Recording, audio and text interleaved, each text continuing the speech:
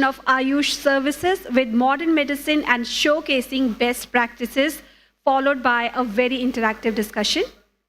We may invite Professor Dr. Atul Goyal, former DGHS, Ministry of Health and Family Welfare, and also Professor Dr. Kishore Kumar Ramakrishna, Head of Department of Integrative Medicine, NIMHANS, Bangalore.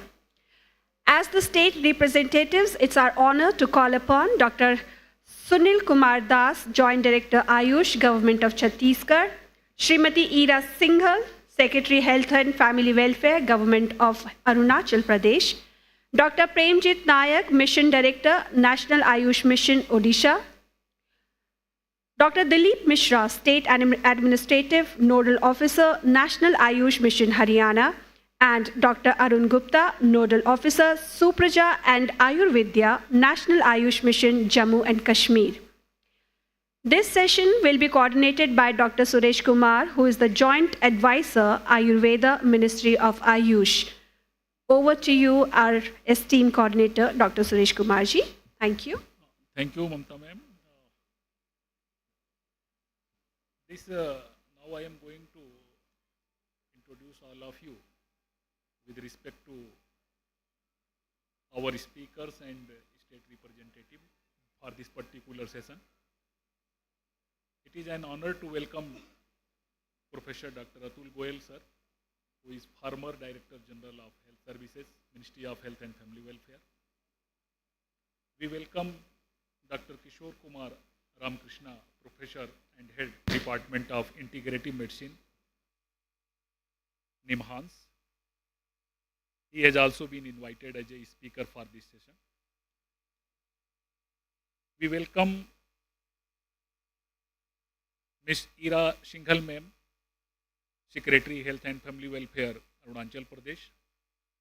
We also welcome Premjit Nayak, Director Ayush, Government of Odisha.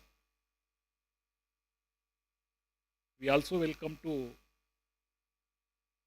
Dr. Sunil Kumar Das, Joint Director Ayush, Government of Chhattisgarh, and Dr. Dilip Mishra, State Administrative Nodal Officer, Haryana, as well as Dr. Arun Gupta, Nodal Officer, Supraja, Ayurvedya, National AYUSH Mission Programs of Jammu Kashmir. This particular session is integration of AYUSH services with modern medicine and showcasing of the best practices by the state government of Chhattisgarh, Jammu Kashmir, Haryana, Odisha and Arunachal Pradesh. First of all, I would like to request our special guest, Professor Dr. Atul Goyal sir. And before inviting him, I would like to highlight here, basically integration is a concept where AYUSH system of medicine are being integrated with modern medicine.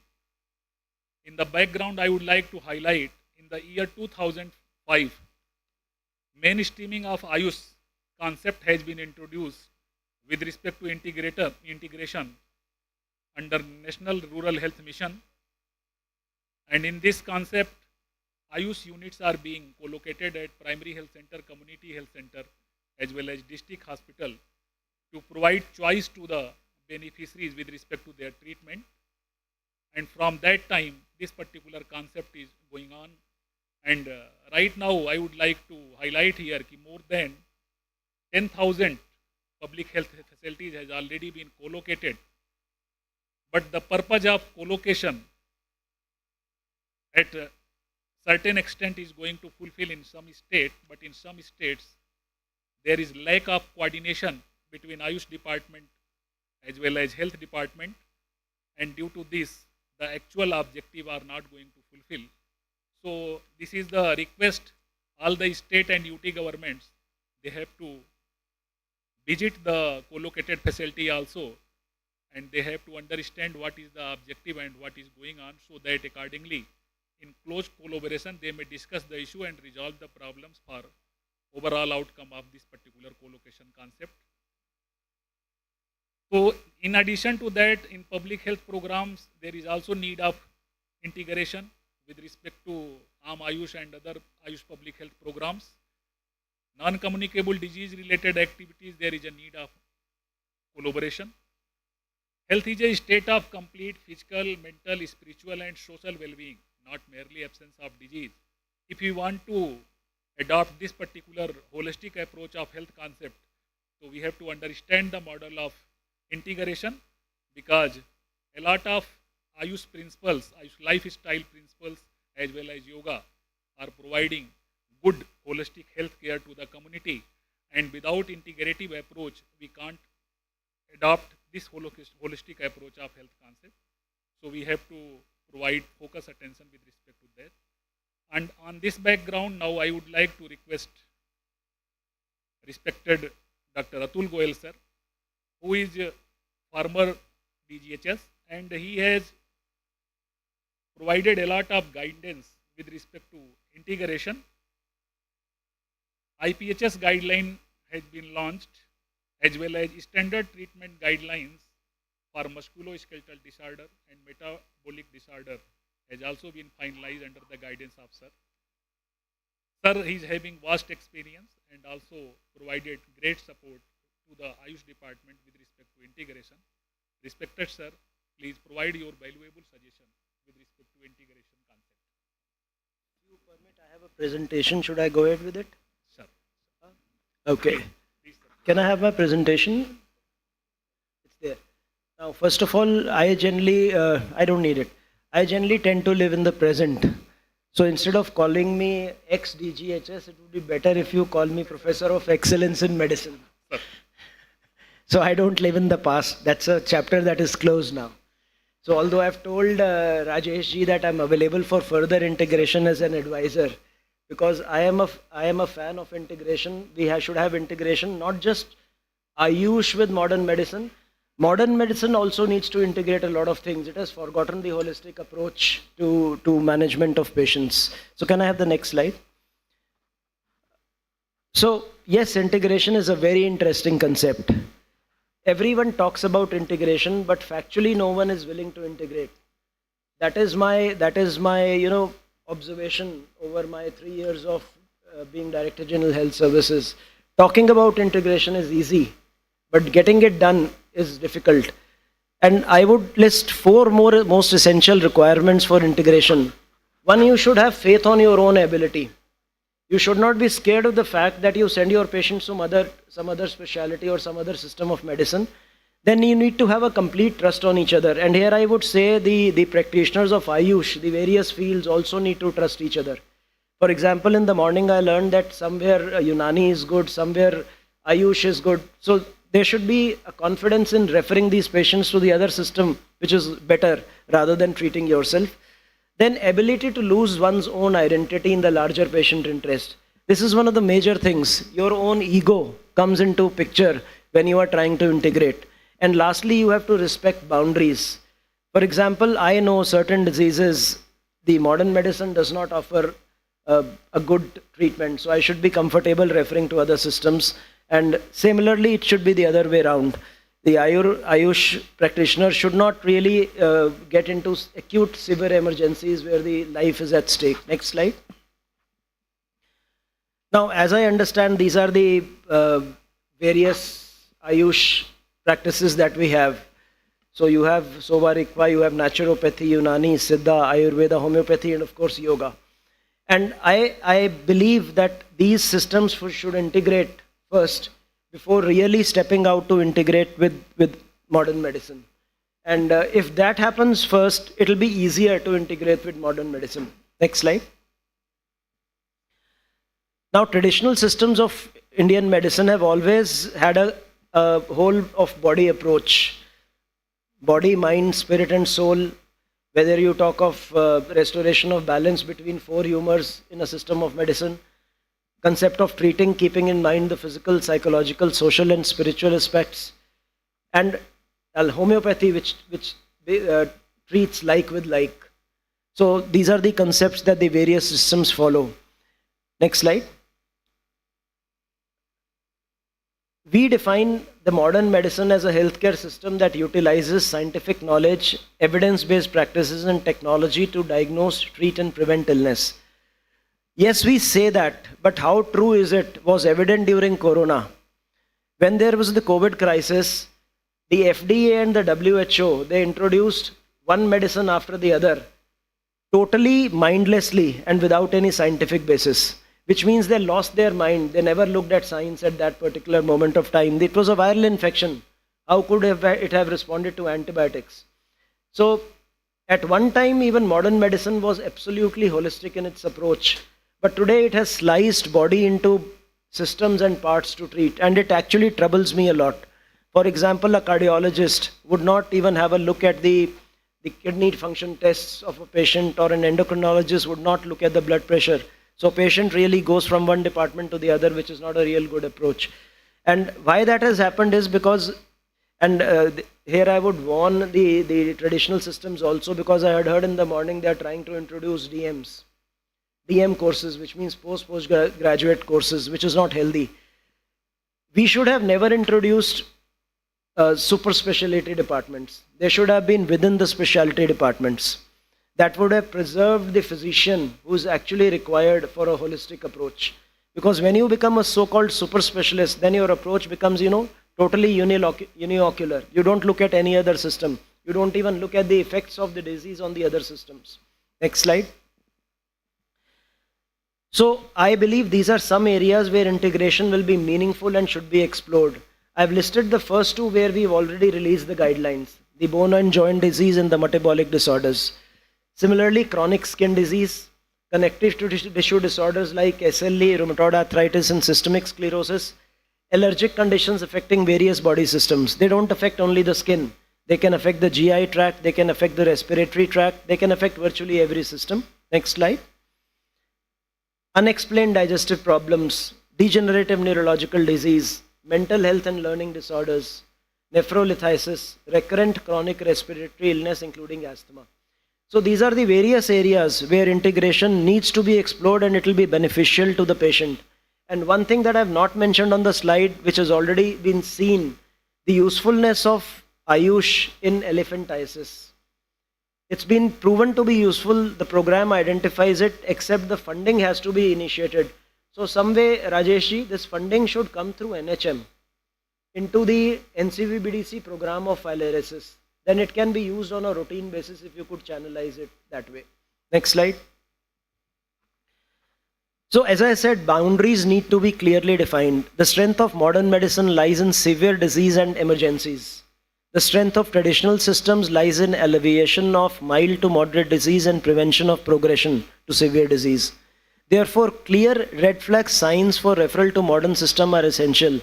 We have ensured that in the first two guidelines that we have taken out, where red flag signs are there, in which the AYUSH practitioner should not try to treat, they should first refer to the emergency people.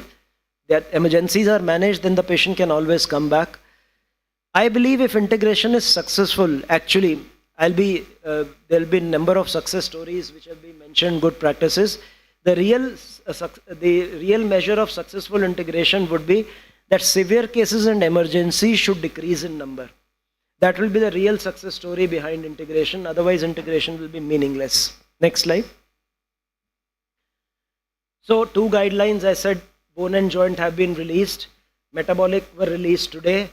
Making and releasing these guidelines is the first baby step. I call it a baby step towards integration. Behavioral changes in the mindsets of the practitioners will be the biggest challenge. And I have a suggestion. You said that at 10,000 facilities, co-location has occurred, but real integration has not occurred. We can actually design a Google Performa, and we can know the mindset of people. And if you want that, I'll help you design that. We should know what are the problems, what are the questions that come in mind of the people which prevent them from integrate both sides, the modern medicine as well as the AYUSH practitioners. Next slide. So, while all the systems will have their space in a country like India or even around the world, all of the systems will have their space. They need to respect the fact that every individual responds differently to disease as well as treatment systems. It's not necessary that if I respond to a homeopathic, my wife or my daughter will respond to that system. So as we say, one fit does not cure all. Similarly, every system will have different response to every different individual. This needs to be respected by every practitioner of all systems. Next slide. So all systems also need to realize, this was mentioned in the morning also by Rajesh ji, this was mentioned by Dr. Atul Kotwal also, there is no substitute to a good history and examination. And a good history and examination contributes 95% to making of a diagnosis. Over reliability on diagnostic test only increases the cost of healthcare. They should be used only when absolutely essential. Hence, competency of treating doctor is the most important aspect, and this thing troubles me with modern medicine today. Even as we have introduced the competency-based curriculum, I find that my MBBS practitioners are not competent. Similarly, just increasing the numbers of Ayush colleges and increasing the numbers of Ayush practitioners might compromise on the quality. So don't go hammer on tongs in terms of increasing the seats without ensuring that good teachers are available. Although there is a thought process which goes on that there are lectures available on the YouTube, electronic teaching will be substitute. There is never a good substitute for a good physical teacher. It can never take the place. Next slide. Also, all systems need to keep in mind importance of a healthy lifestyle. This was mentioned in the morning. If somebody gets up at 11 o'clock, somebody had mentioned this, and it's a very important point, and he wants to be feeling okay, it's not possible.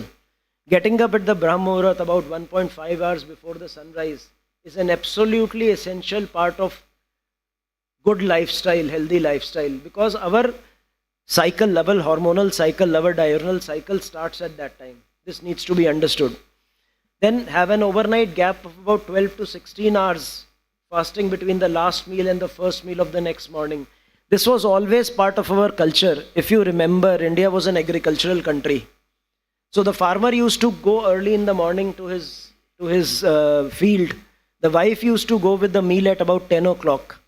That was the first meal a farmer used to have, and then he used to come back in the evening and have the second meal just before the sunset.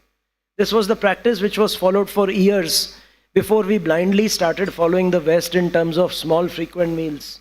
So that's absolutely essential. Then last, one thing that is completely forgotten is slow eating. People don't have time for food today. This is the single most important practice which will help treat diabetes. If you eat slowly, the food mixed with saliva goes in, the glycemic index of food comes down. And I have not seen any practitioner, whether it's Ayush, whether it is modern medicine, tell that to his patient who has diabetes. So for example, when I refer patients to the Ayush practitioners in Lady Hardinge Medical College. He comes back in 10 minutes showing me the prescription and the medicine, which means the Ayush practitioner has not even cared to take the history. How is he going to have a holistic approach? That's the point I was trying to tell when I say poorly trained Ayush doctors will not be sufficient. Next slide. So all systems also need to keep in mind importance of a healthy lifestyle. As I said, eat as natural as processed. Stay completely away from processed or ultra-processed food. Minimize intake of salt and sugar. I had an interesting conversation when I was there taking tea with the ACS Nagaland. Hai abhi wo chale gaye, Mr. Kimchi? Aap hai, Commissioner Health. So he said, why are you not taking biscuits? I said, because it contains baking soda, sodium. So biscuits have become an essential snack today. All of you are eating with tea. It's not healthy. It's not at all healthy. So importance of fasting in the Indian tradition. This is the single most detoxicating mechanism for metabolic diseases. And fasting was always part of our tradition, whether we talk of Navratras in the Hindu religion or we talk of, in Muslims when there is a month-long fasting. It's one of the most important ways to detoxify the metabolites, and it's the best way to keep your liver healthy. Then importance of staying away from potential addictions, including medicine. This you had mentioned in the morning. I believe 80% of diseases in the initial stages are self-limiting, but we are trying to treat them with medicines, whether it's allopathic, whether it is Ayush, they're not required. So somehow we have to teach the patient to be a little patient. You need not be benefited overnight. Fever is there, it will last for 2 to 3 days. Why do you have to bring it down with a paracetamol tablets? It's not required. Then lastly, importance of the human microbiome. I don't know how many of you understand the human microbiome. Our body is home to millions of organisms which are normal and which actually increase your immunity. By the modern lifestyle, we have destroyed that human microbiome completely. We use artificial chemicals on our skin. जितने भी cosmetics आते हैं, they are actually harmful. जो natural products हम use किया करते हैं healthy, या coconut oil on the skin, that was good. But the artificial products have actually spoiled it all. Similarly, the way we have gone into our eating with processed food, that also destroys the microbiome within the gut. Even my medicines, I can't comment on the Ayush medicines, but I can comment on my own medicines, that they are harmful to the gut microbiome. So I believe that medicine should be taken only as less as possible. So integration के बावजूद ये चीज़ों का ख्याल हर system of physicians को रखना पड़ेगा. Next slide. So a word of caution for traditional systems of medicine, not to repeat mistakes modern system has made as it progressed. Overuse of diagnostics, too many drugs. Medicine should be used only when essential. Do not prescribe medicine without being aware of the side effects. I should know the side effects of the drug more than I know the effects. Only then I will use it. Otherwise, I will not use it. Stay away from useless combinations, which will start coming once Ayurveda is commercialized, Ayush is commercialized. And as I said, prevent commercialization, because commercialization is the biggest enemy of the health. Whenever you look at any system of medicine as a way of profiteering as an industry, then you actually destroy the health. So that should be avoided. Next. I think that's about all. So prevention is better than cure. Have a holistic approach. Think about not just the mental, also mental and physical, but also the social as well as the spiritual part of health, which is extremely important.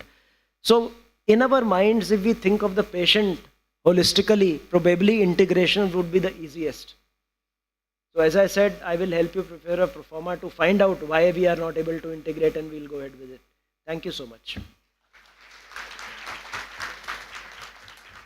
Thank you very much, sir, for providing us such a beautiful insight with respect to holistic approach of health and what is the importance of behavior change and communication towards a good approach of integration. And you have also given a knowledge to all of us with respect to human microbiome. So these are the important things we have to understand, and we have to also understand that we have to respect each system. And firstly, Ayush integration related model is also required to be reviewed by the Ayush system also. Now I would like to request another resource person who has been invited as a speaker for this session, Dr. Kishore Kumar Ramakrishna sir, who is basically professor and head of Department of Integrative Medicine in NIMHANS, and he has taken a lot of initiatives and innovative activities in mental and physical health integration in NIMHANS. I would like to request Dr. Kishore Kumar sir, please provide us an information Dr. with Suresh, respect to integrative. before sir leaves, felicity. Definitely, sir. I apologize. I am leaving midway through the session. In fact, not even midway, but it's quite Sir, late. बिल्कुल जी 1 minute बैठिए, आपको felicitation कर देने के बाद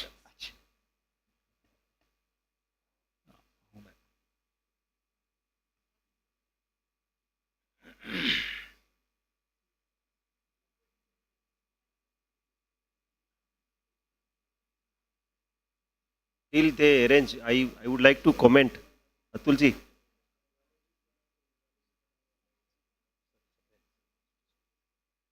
No, till they are coming, I just wanted to actually compliment for lot of learning from your presentation. Thank you. Actually, I practice holistic medicine completely. I refrain from treating systems or treating parts of the body, because that's not correct. It's the wrong approach. And I have faith in my colleagues of Ayush. I have confidence in my own ability, so I have no problem in referring.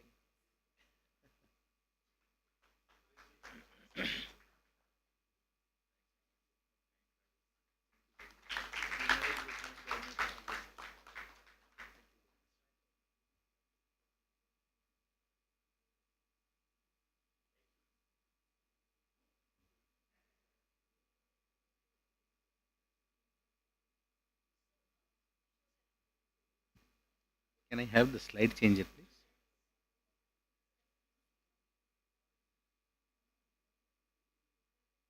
How do I operate this?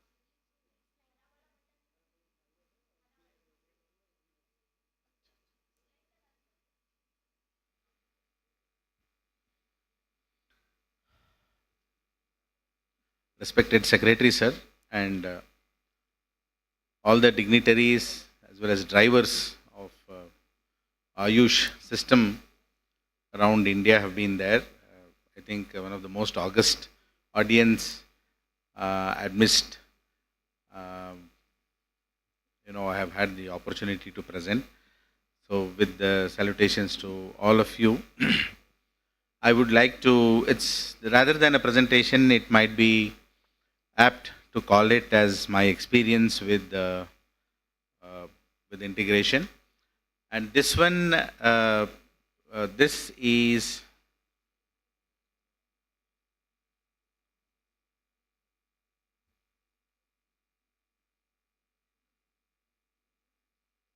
okay. Yeah, now it is working.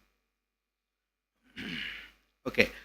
As a brief introduction, I would just like to state here that today morning, Secretary Sir was talking of the contribution made by Dr. B.N. Gangadhar, who is currently the chairman of National Medical Commission.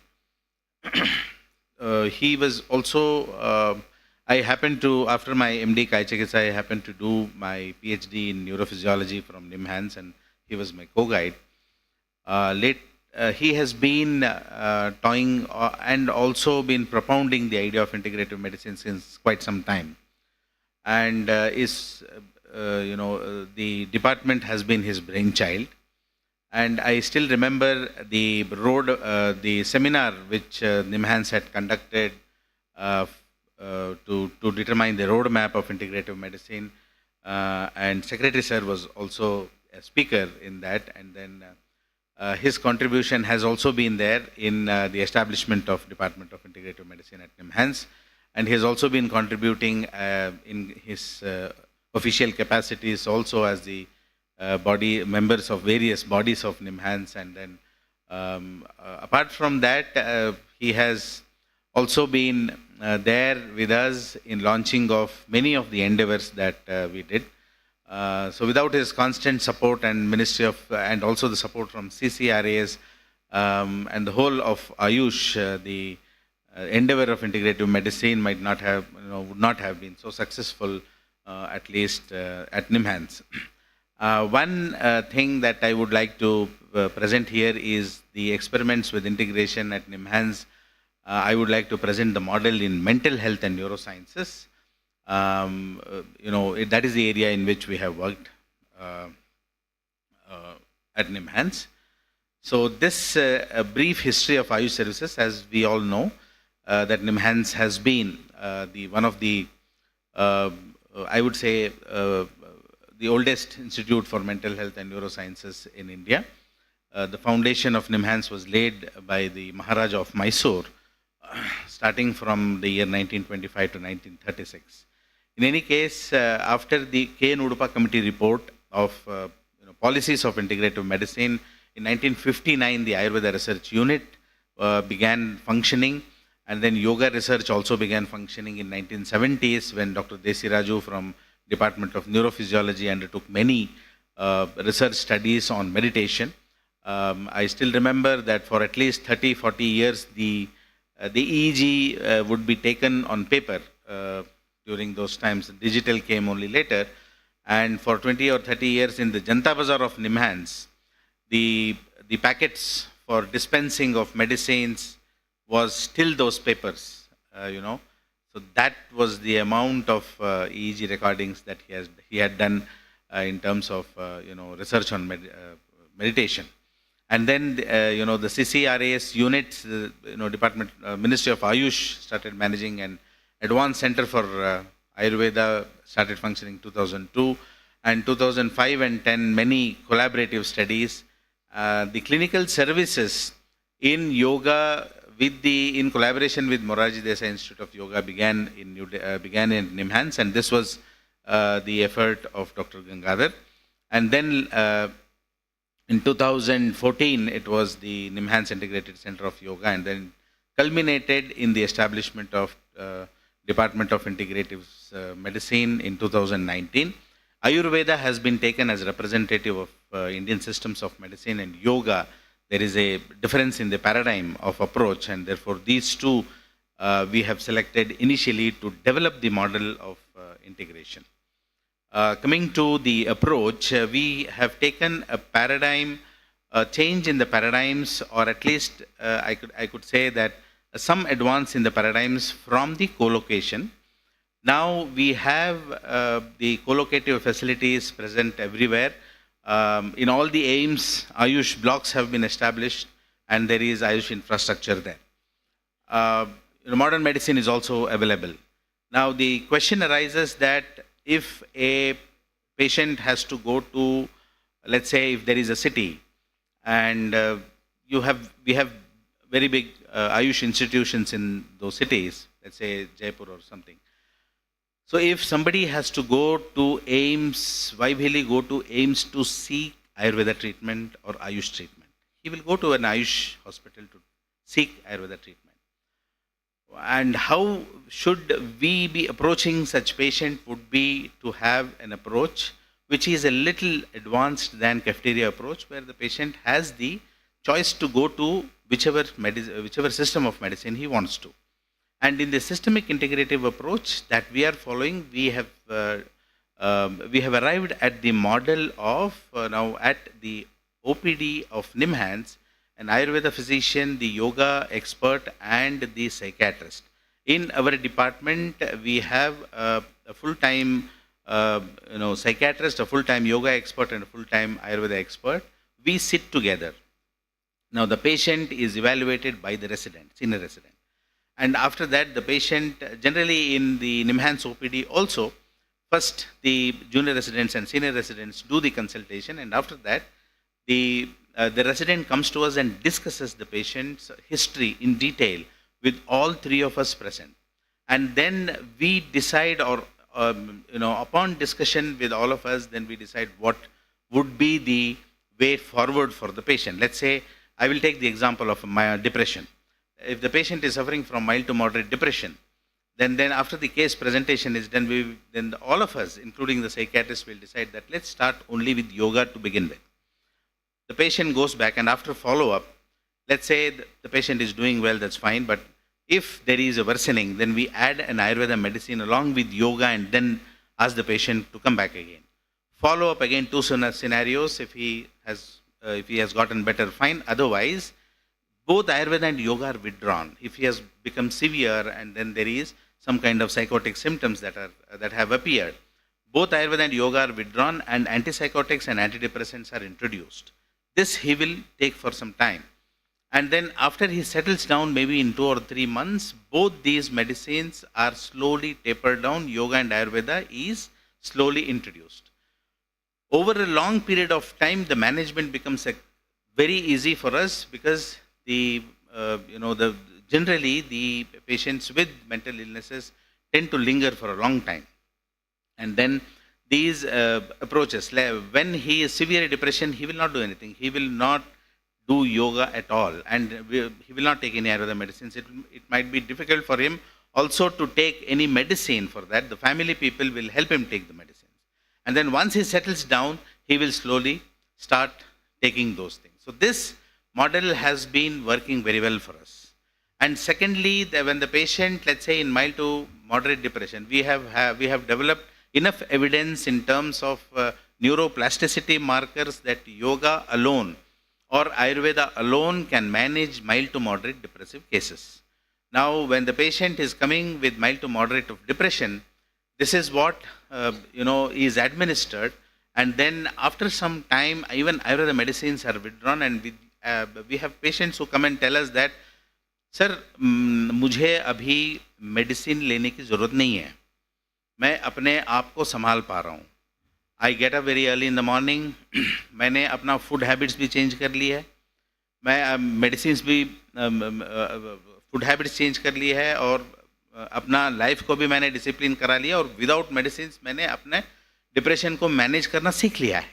Now this is a confidence that also contributes to the healing loop of the systems inside, biomarker systems inside, and then for a long time he is able to manage and overcome in spite of the psychosocial stressors that he might have. And this I am saying in terms of mild to moderate cases. This is this approach has helped us, and during the process the junior residents or the senior residents who present the cases to us we train them to present in all three modes. First, he presents in the modern biomedical, approach, and then he presents the Ayurveda dosha types, and then he presents the yoga in terms of kleshas and other and panchakosha approach.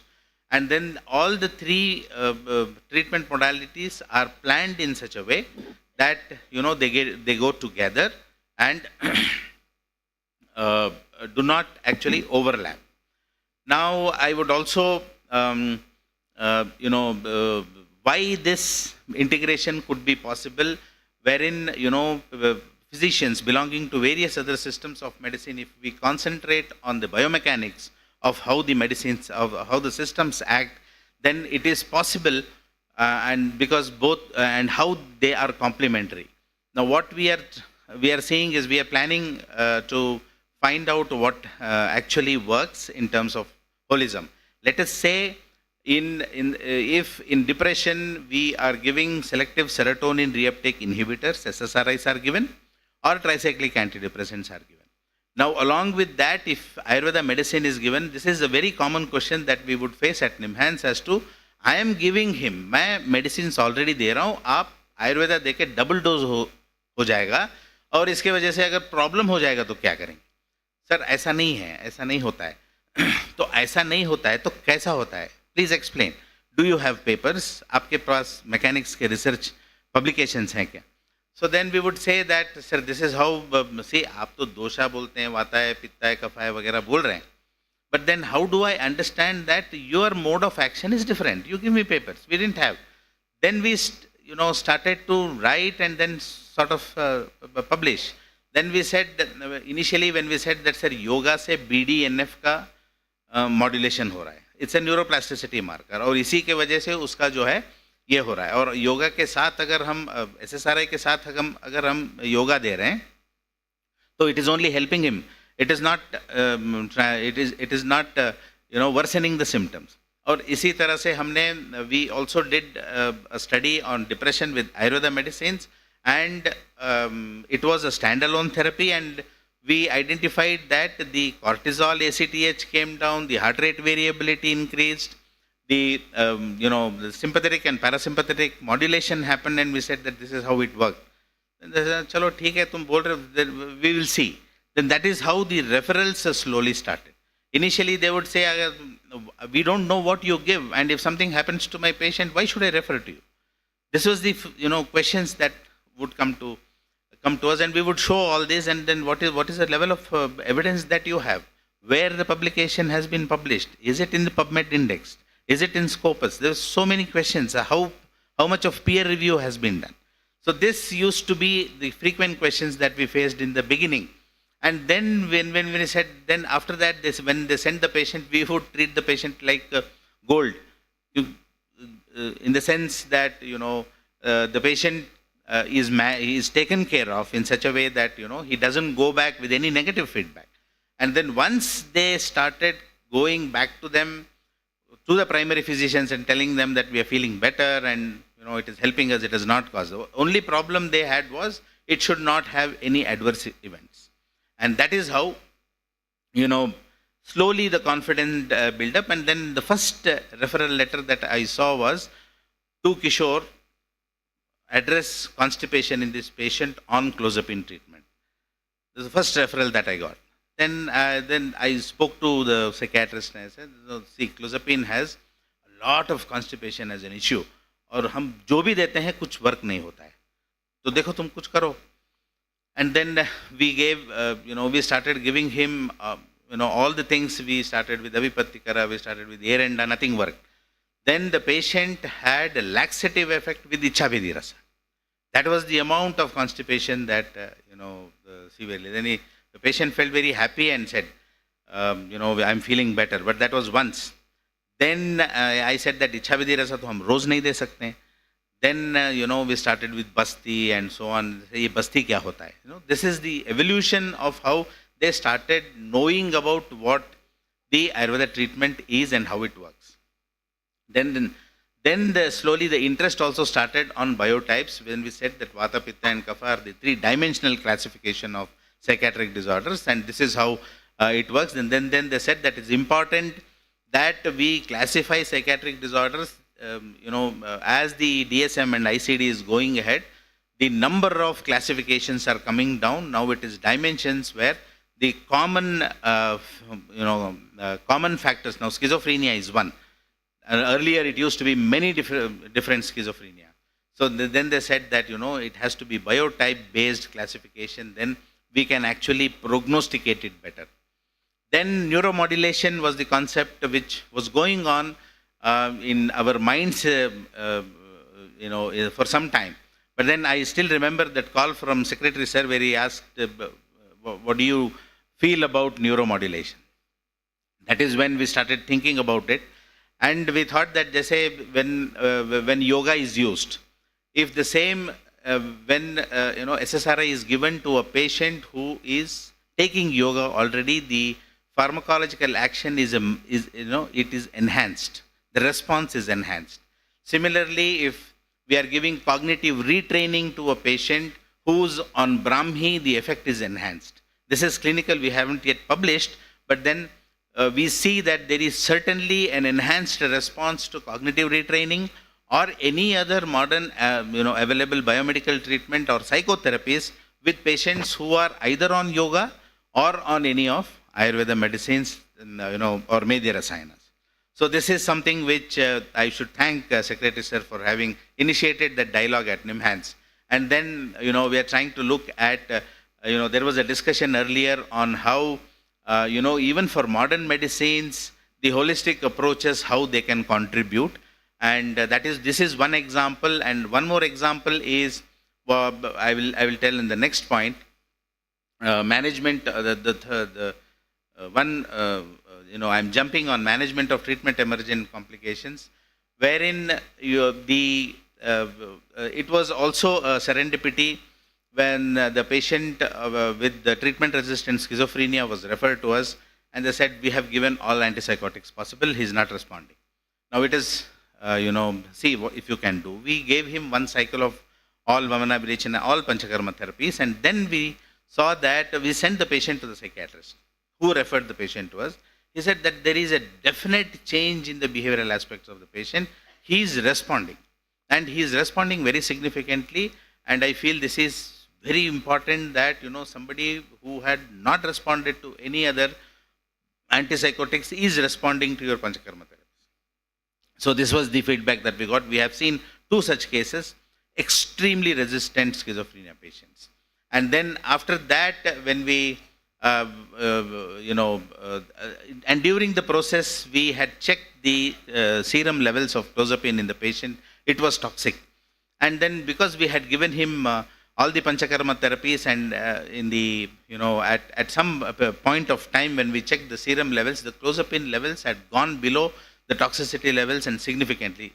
This was a finding. The resident came and told us, sir, the clozapine levels have gone down, so we can continue giving him the same level of clozapine. So, which would mean that clozapine or any other antipsychotics that are given to the patient over a period of time, the serum levels goes high.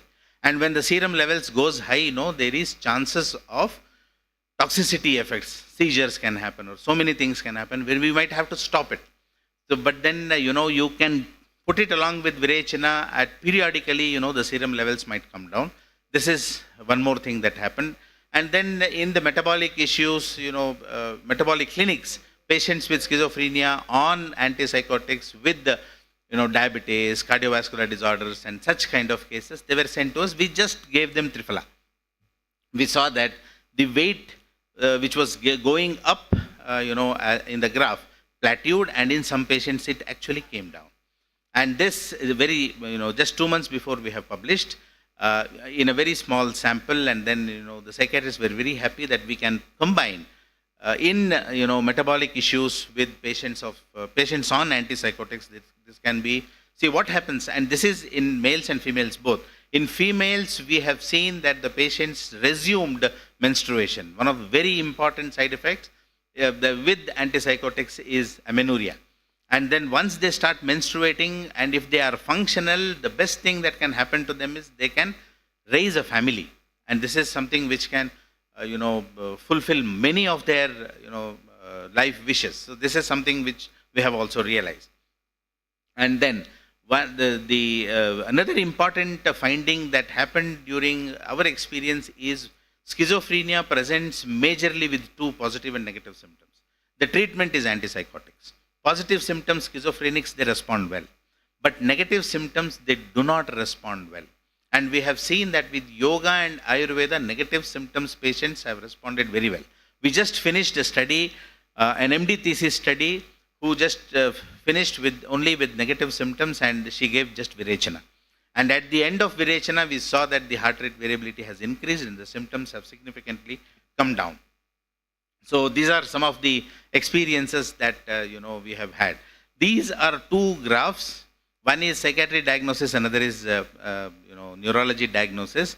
These the font size represents. This is how the graph is made, but the font size represents the more number of people. Schizophrenia followed by depression in psychiatry, lumbar radiculopathy, and followed by DMD, stroke, and other things in neurology. So this has helped us also to start academic courses. We run PhD in integrative medicine.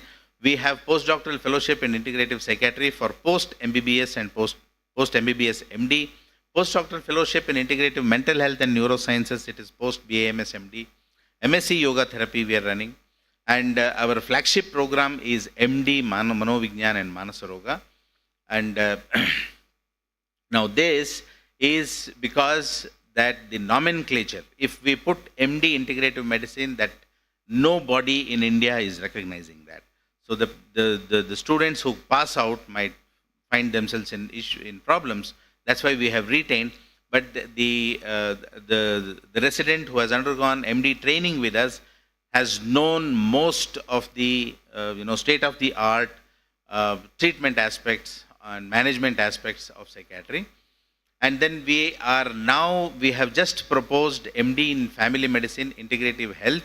It is in the board of studies, in front of board of studies for comments. And we also run short-term certificate courses, yoga appreciation course. It's physically, it's a course where physically the students have to come. And certificate course in integrative medicine is gaining a lot of popularity. And here we give this to professionals belonging to non-AYUSH sector and allopathic doctors. And it's completely online. They have to come in once in 6 months to NIMHANS just to have a feel of the whole thing. And this will cover most of the Ayurveda and yoga aspects and management aspects of integrative medicine. This began with takers around 50 to begin with. This is the 3rd batch that we did, and now the number of people is increasing very steadily. And we have a certificate course in basics of yoga therapy for mental health professionals and also for Ayush professionals. This we have just started. We have to go ahead with that, but then we have found popularity in certificate courses with integrative medicine, and there's so many. And this belief, or this kind of, I would like to say that it was a myth that in the modern biomedicine there is lot of resistance to Ayush, which I found that was a myth. There are so many questions, and if we live with them and start, trying to help, trying to tell them and give the explanations, they're very well accepting it. And in the certificate courses, we are seeing so many allopathic doctors who are enrolling, and then they're appreciating. They want to know more about what we offer and what are the conceptual basis, because they don't know that what this tridosha means and how do we understand, because they know the modern biology, but then to put the doshic aspects and those physiological aspects to understand the disease is something. And once they know the basics, they're so happy.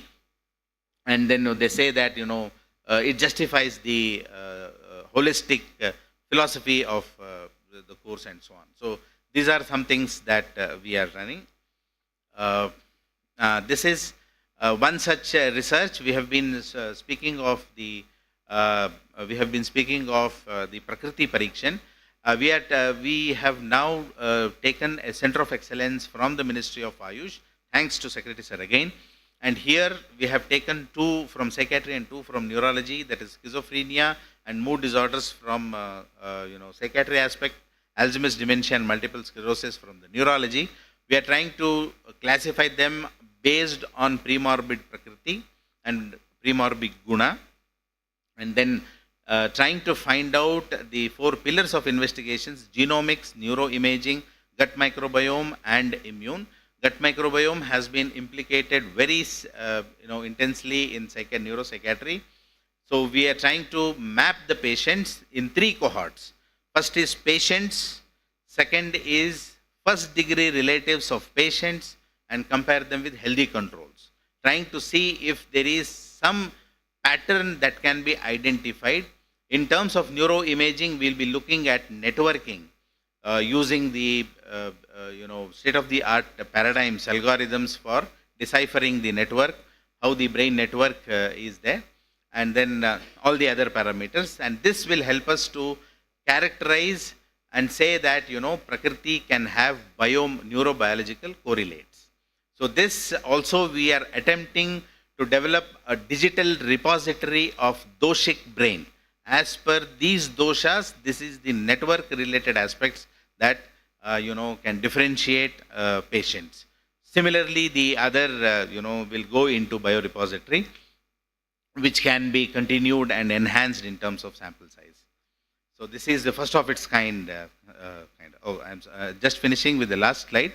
This is in terms of relevance to the present meeting.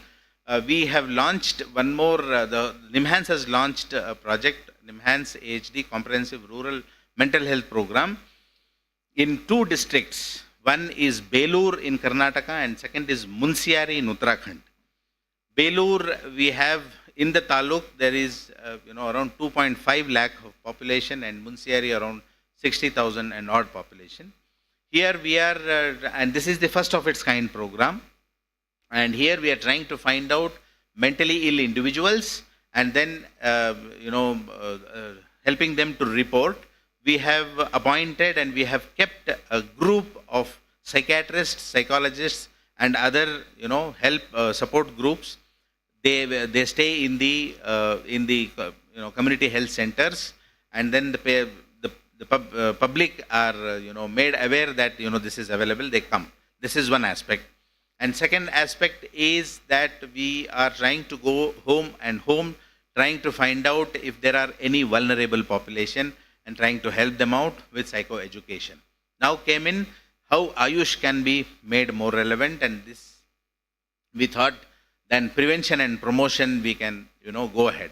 So we formulated manuals, and then this manuals we trained the community health workers whom we appointed.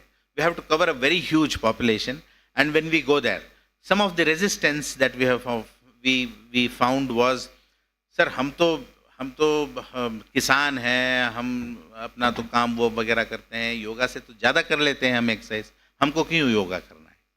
This is every household says that हम तो योगा से बहुत ज़्यादा exercise कर लेते हैं sir, आप एक बार हमारे साथ आइए, ज्योति आपको पता चलेगा. So this is one thing that happens. And second very common thing that we are finding, this is not second but more is addiction.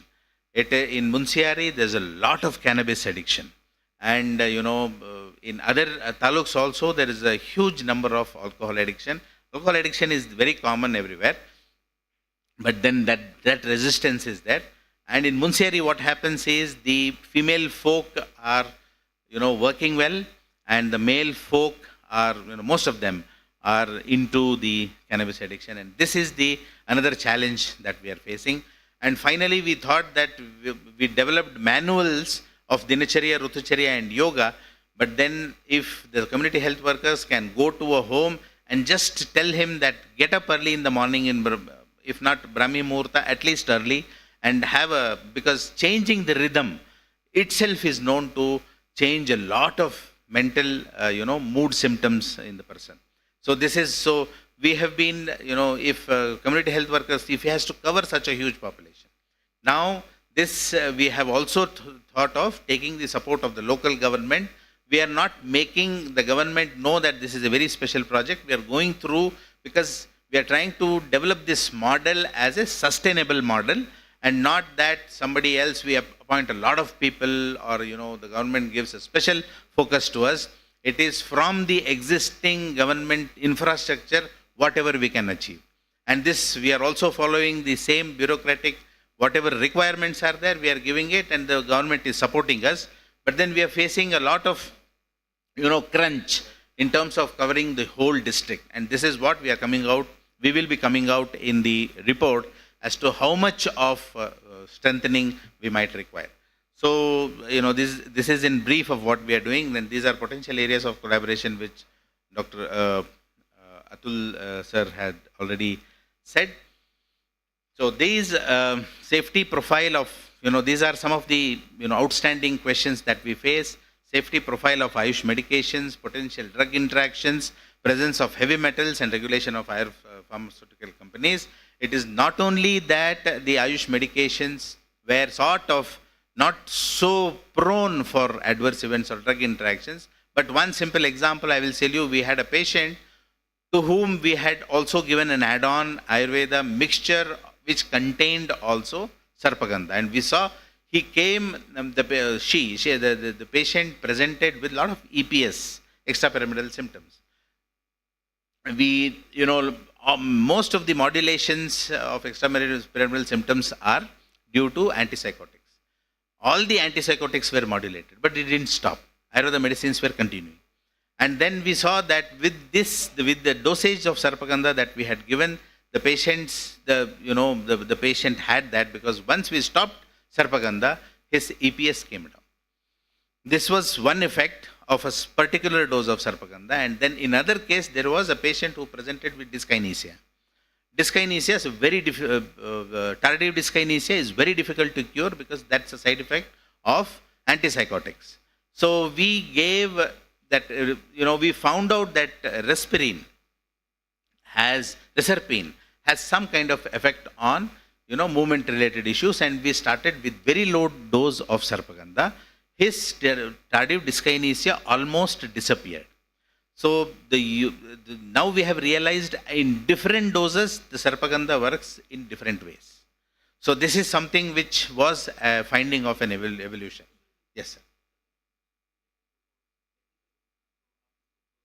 Sure.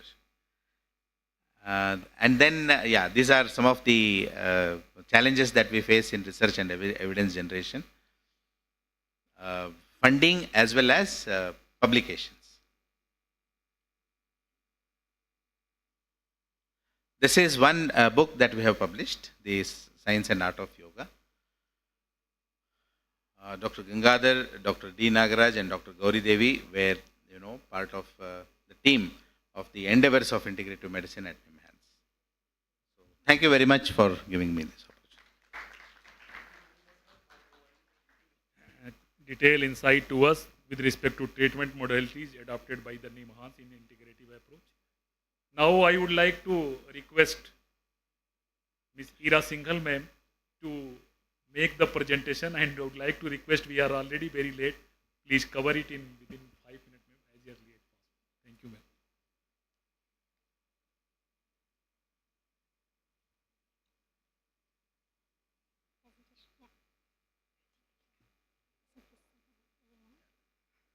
Good evening, everyone. So I will not take long. I'm generally a very fast speaker, so please bear with me. Just to give you an overview of Arunachal, it's a state which has a population density of roughly 18 persons per square kilometer if we take with the current projected population. So with that, the way it works in the rest of the country, it's very different for Arunachal.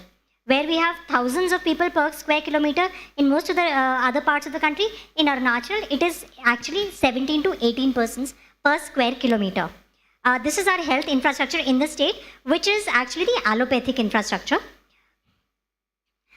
These are the HR positions. If you notice, we generally have no vacancies except for one person under NAM. This is the AYUSH infrastructure we have. Some parts are missing, so I'll cover in the next slide. So total we have around 191 units. It started in 1980 with 10 units, 8 homeopathy and 2 Ayurvedic. Currently, out of the 191, it is 100% co-located. So right from the medical college level to the sub-center level, we are 100% co-located. And we are integrated in a lot of senses, maybe not in actual everyday referrals, but in a lot of senses, we are integrated, and also this is actually more out of necessity than an actual plan. Because we have shortage of medical personnel, we actually had to place a lot of our AYUSH personnel into our regular facilities also, and that's how most of our programs over the years then became actual integrated. So all of these, right from tertiary care to the sub-center HWC level, we are integrated. So this is how the integrated approach works. Right from the state government, we share manpower, infrastructure and data. From NAM, manpower, medicine, training and capacity building. And from NHM again, we have nursing officers, MPWs and ASHA workers and IT support. So all of these wings contribute something to my arm clinics, which is the AYUSH clinics. So these are the main, this thing. What we've done is we've tried to make it a holistic, accessible healthcare system, which gives a range of options to my patient visiting. And again, we have integrated even the hospital management information system, which is the e-Sushrut, in our tertiary care hospital with AYUSH. So all the AYUSH data is also on that system. So it's a digital system for managing patient records, diagnostics and follow-ups. And this is used even for the AYUSH clinic as well. There's a single window registration. There is patient case history sharing and integrated patient care plans with the provision of cross-referrals. This is what we meant by actual integration, where the patient comes to the same facility, he is registered for all the treatments, the case history is shared between departments, there is a plan which is made, and this is then cross-referred as per the treatment need of that patient. One of the biggest benefits that we've managed to get is that the laboratory and the diagnostic services are completely shared. So all your labs, pathology, USGs, X-rays, everything is shared, which has reduced the government expenditure, because we don't have to create multiple facilities. And then all our AYUSH doctors also participate in all the drives that we do at the district level, which is public health programs, immunization drives, maternal and child healthcare drives, all the drives that are done, the AYUSH practitioners also are a part of that. There is again task sharing between them based on the competency level. So there is not just that allopathic doctors have a supremacy and they will manage all the main infrastructure.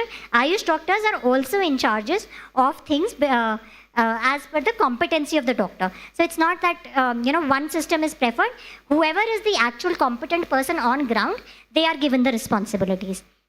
Then in Ayushman Bharat PMJ scheme and in CMAY, also the patients are registered. As of now, AYUSH therapies are not covered, but what is covered is the testing and the diagnostic services.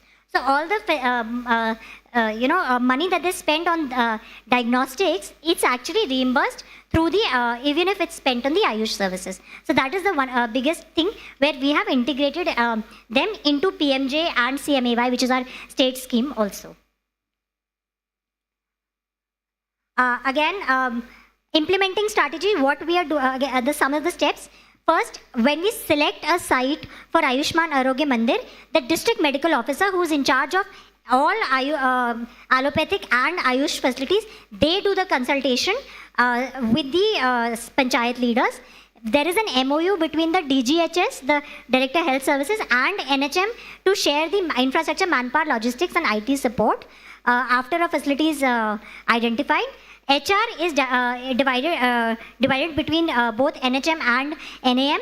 So we have the MO from Ayush, yoga instructor, and we take the ANM, MTS, and ASHA with the NHM. So we get all the manpower from both, and they work in an integrated manner. Then when we have any kind of trainings, whether it is on community health, induction, orientation, refresher, and any specialized trainings also, we cover all the Ayush doctors. In fact, we are doing online daily trainings in which also our Ayush doctors are part of that. So every day we have something which is trained through an online session, and all our Ayush doctors are also a part of that. Then when we make the micro plans, we plan the outreach and yoga sessions and all with the ASHAs. So it's not that allopathic doctors are planning their own thing. It is an actual integrated plan, even when it is an outreach plan. So then, we take all these data points also, and we use that together. And again, we have the common secretariat. So when we think of any plan at the secretariat level, Ayush also automatically becomes a part of that. Like I'm Secretary Health, I deal with both allopathy and Ayush. Why we need it, I'll just quickly run through it. A, it increases the access to care, the co-location thing that we have done. It gives holistic health care. Again, costs are reduced. Patient satisfaction is reduced because if he doesn't get something from allopathy, he has the other options. So, the patient doesn't necessarily have to go back not being successful. There are multiple things that can be tried with the patient. Then there is a continuity of care. When you leave a particular facility, suppose you were originally an allopathic facility and then you want to go to an Ayush facility, if it is not co-located, the patient history would be a problem. The sharing and all of that, the patient has to do that himself. While here, the whole thing is directly transferred from our systems, and the Ayush doctor gets all of the background that the patient has already had into the system, from which he can then plan the next step. Then there is timely referrals again, because they are co-located, so it's quick referral. And again, for chronic diseases, all of this, we are trying to, this is not completely done, but we're trying to complement the Ayush treatments for all the chronic facilities. Chronic diseases. Again, this is the fund flow. I'll quickly run through that. We have the governing bodies and all of that. We've tried that, we follow all the structures that is decided by and guided by the ministry. So if you notice, at the state level, our DGHS is involved in the monitoring mechanism. Our DMO, who's allopathic, is involved in the Ayush monitoring. Facility level, yes, we have that.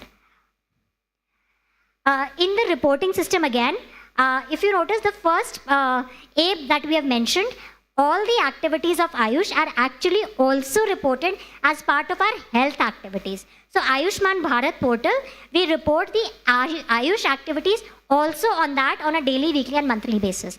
So it's not just that allopathic activities or NHM activities, we report the Ayush activities also. Then on Anmol portal again, the RCH activities, we report Ayush activities also in collaboration there. E-Nikshay portal, which is for the TB prevention program, that also takes our Ayush reporting as well. NCD portal again, the work that we do under Ayush, we report that also. And then E-Sanjeevani portal, which is the teleconsultation, we are using Ayush consultations also in our E-Sanjeevani portal.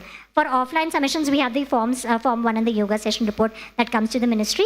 And again, we have the HMIS, which takes in all the manpower and all the information of the patient in totality, regardless of whether they are Ayush or allopathic.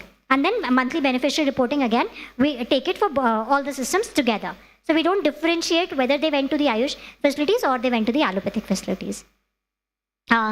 These are some of the issues that we have. These are a request to the ministry. I know it's not the right time, but just quick thing. The residential quota, ma'am, if that is a problem, because our areas are very far-flung, and under NHM and state budgets, we don't have money for the quotas. So the MOs, that is one thing that we need. And we again have shortage of pharmacists in the state itself. Plus, we are having a very tough time finding a yoga instructor because the fee for the yoga instructor is quite low. The others I will leave for now. This is a few photos of our Ayush facilities and the work that is being done in Jan Arogya Samiti meeting. These are the public health programs. I'll skip through these. This we've already covered. Outreach camp photos. Ayurvedya. I think we can close the slides. Thank you. That's about it. Thank you. Thank you very much, ma'am, for giving a brief presentation and highlighting all the things happening in the state. Now I would like to invite Sri Premjit Naik sir, Director Ayush Government of Odisha, to make his presentation, and request please make presentation very brief.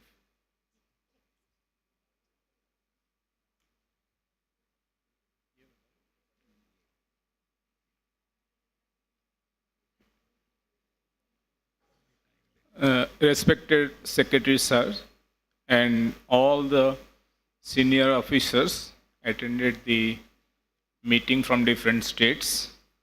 I would like to state that first of all, I'd like to see the slide of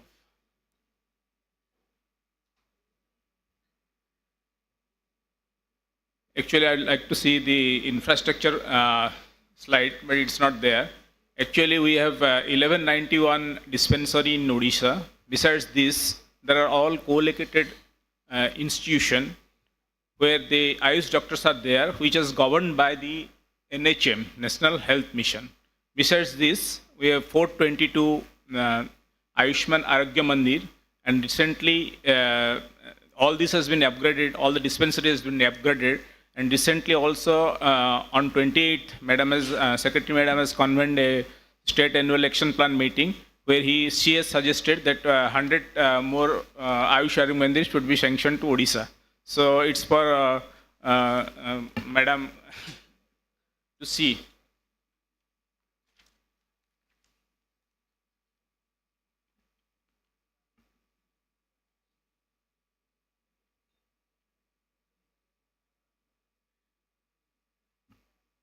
In Odisha, we are supplying medicines to all the dispensaries by e-tender method, our tender method. But for the first time, the Ministry of Ayush has sanctioned 11 crores to distribute the medicines to the co-located institution like PSC and CSC, where we will distribute the medicines to the co-located health institution. So besides that, we have a drug testing laboratory at Bhubaneswar, where the quality control, the drugs are tested there.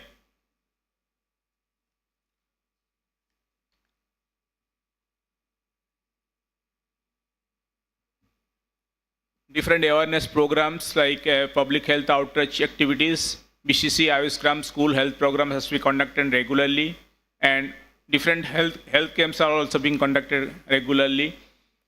Besides this is a regular yoga session. For regular yoga session, we have yoga instructor in 422 Ayushman Arogya Mandir. In the last meeting at Patna review meeting, I have also suggested Madam to increase the fees of the yoga instructor because some are not willing to work in such a small amount. So I have requested already Madam to just, if it is possible, it can be increased to more than 8,000. Besides this, we have medicinal garden in every 422 Ayushman Arogya Mandir. We have medicinal plant. Besides this, we have 7 colleges and 2 standalone hospital where the medicinal plant garden is there. And besides this, we have a 20 acres land at Mayurabhanj where the medicinal gardens has been constructed, and now the medicinal plants work is going on over there in a very big way because it's a 20 acres flat plot.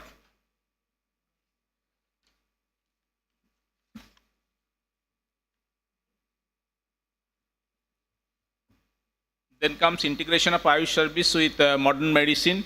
Here I would like to state, instead of going to the slide, I'll just take 5 minutes for a real story. I'm a bureaucrat, but when I was posted at Delhi in the year 2018 as Joint Resident Commissioner, my mother has telephoned me that she was having great pain in both her knees.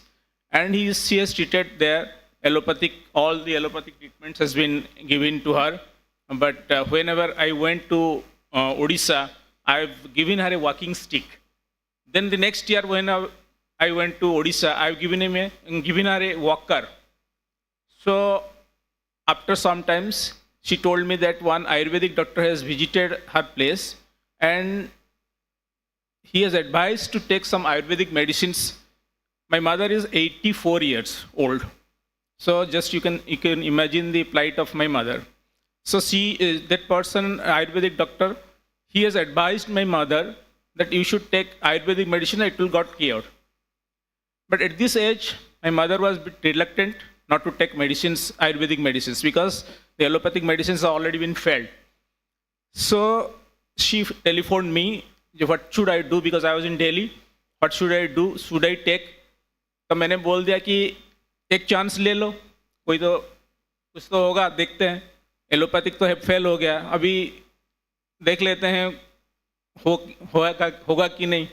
So she has complained me that the medicines which the doctor is giving is very bitter. It's very hard to take this medicine. तो मैंने बोला उसको आप you take as the doctor has advised, and you cannot believe that walker is still there in my house without any use, and the stick is also in my house without any use.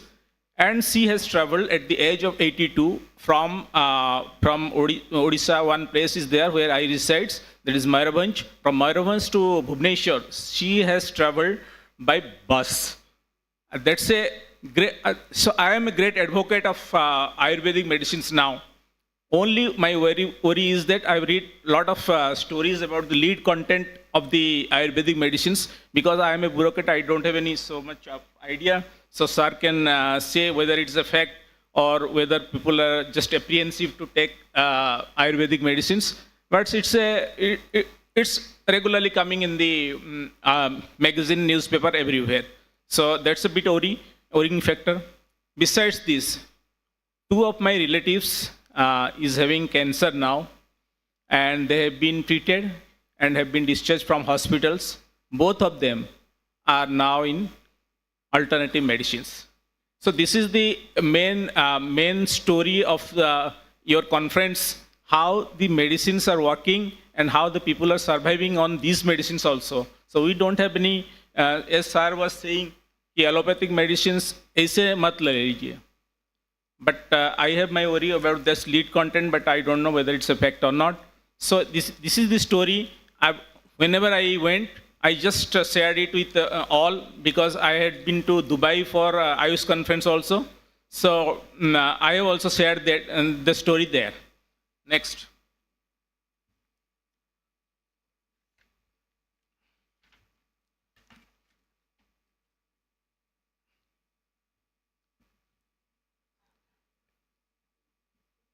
In Odisha, there is a hospital at Bhubaneswar that is standalone hospital, Ayurvedic hospital, where Panchakarma is going on. And to my surprise, after my joining there as AYUSH, lot of my friends, my senior officers, very, very senior officers, is having treatment there and get cured. This is a real story. So they get cured and just they are visiting the hospital regularly and doing their treatment there.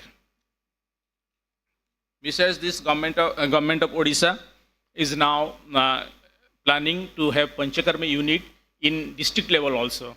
So it's a new proposal, madam, that Secretary Madam Aswati Madam has given. I don't know whether this is in the guidelines or not, but Madam has given it 6 district. She has given the I don't know. She has asked me whether there is any guideline. I didn't. Okay. So this is this should be looked into.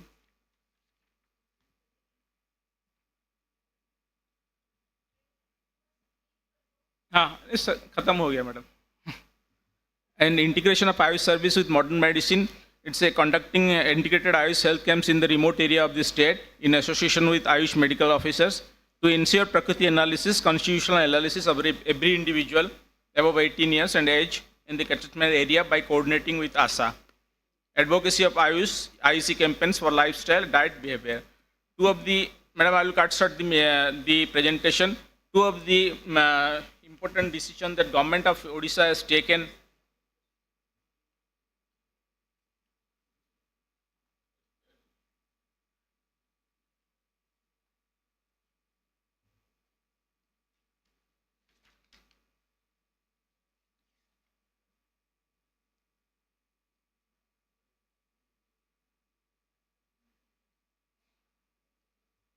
This is the innovative activities by the state of Odisha. In all the 9 Ayush hospitals are covered now under the state government scheme, which is a NIRMAL. The scheme is named as NIRMAL, which will maintain the cleanliness, sanitation, and security. For sanitation and security, they are providing, like allopathy, they are providing manpower, and the cost is borne by the government. Similarly, a new scheme that is called NIDAN, that is in the pipeline to provide the facility of high-end pathology test and others in the college hospitals and the dispensary. So this file has also been moved. So these are the two innovative activities that have been taken by the government of Odisha.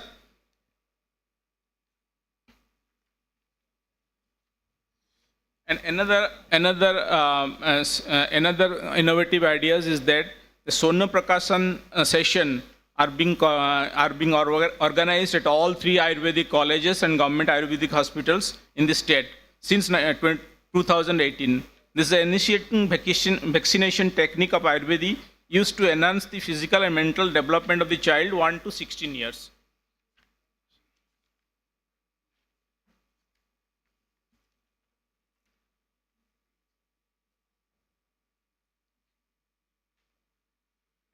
The Sonapasana there is a government Ayurvedic college at Puri. The Sonapasana activities is going on over there, where the children from 1 to 16 years is to come, and this Sonapasana activity is going on there.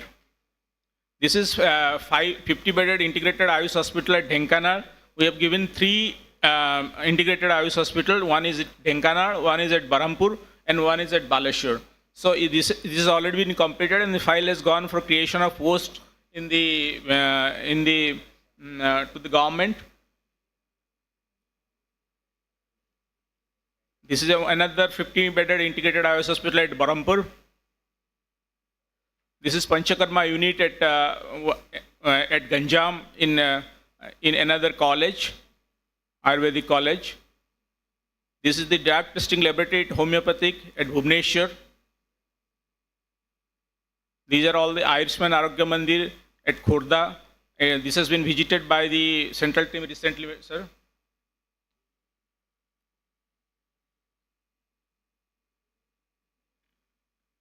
These are all Ayushman Arogya Mandir, which has been run very efficiently, where Herbal Garden has been, we have given 26,000 for the Herbal Garden, and for managing the garden, we are giving 6,000 per year. These are all I can say about our state. Besides this, yoga session is going on, and everywhere yoga teacher has been appointed, and in 422 Ayushman Arogya Mandir, all medical officer has been appointed. Recently, the government has appointed almost 200 medical officers, and now the situation is very much satisfactory, because recent Nijukti Mela, Odisha government has appointed almost 200 medical officers and 442 Ayush assistant to assist the medical officers in the dispensary. So it's almost 670 plus appointment has been done recently to strengthen Ayush system. That's all. Thank you. Thank you, sir, for providing insight of your state. Now I would like to request Dr. Sunil Kumar Das, sir, Joint Director Ayush, Chhattisgarh. Sir.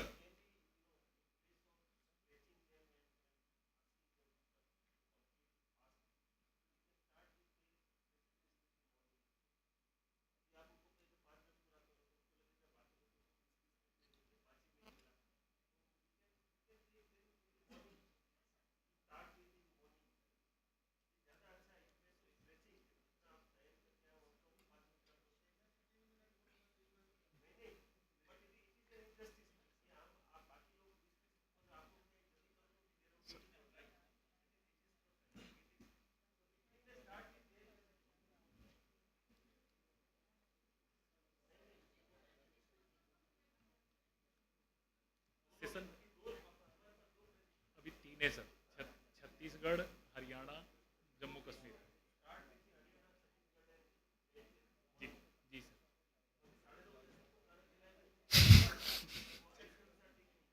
Ji sir.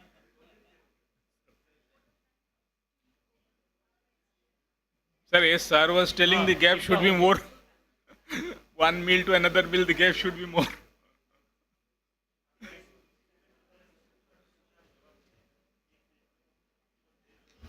हमें sir एक और अच्छी Right. बात है, Yes, sir. Yes, sir. Premjit जी बताना शायद रह गया, उड़ीसा में सर ये अच्छी बात है कि वहाँ के जो आयुष्मान आरोग्य मंदिर है उनमें ओपन जिम उन्होंने बनाया है। Sir, madam. तो जहाँ पर भी उनके पास स्पेस अवेलेबल है, ओपन जिम है, तो वहाँ पर जाकर के पेशेंट्स वो कर सकते हैं।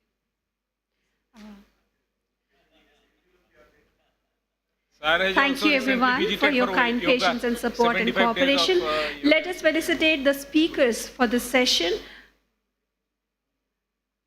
Professor Dr. Atul Goel, I think the gentleman has already left, and Professor Dr. Kishore Kumar Ramakrishna, Head of Department of Integrative Medicine, NIMHANS, Bangalore.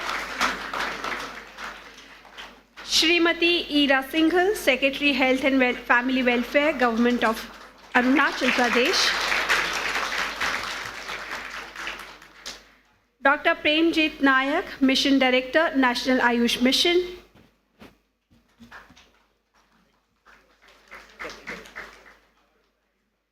And we may continue with the session tomorrow sharp at 9 o'clock in the morning.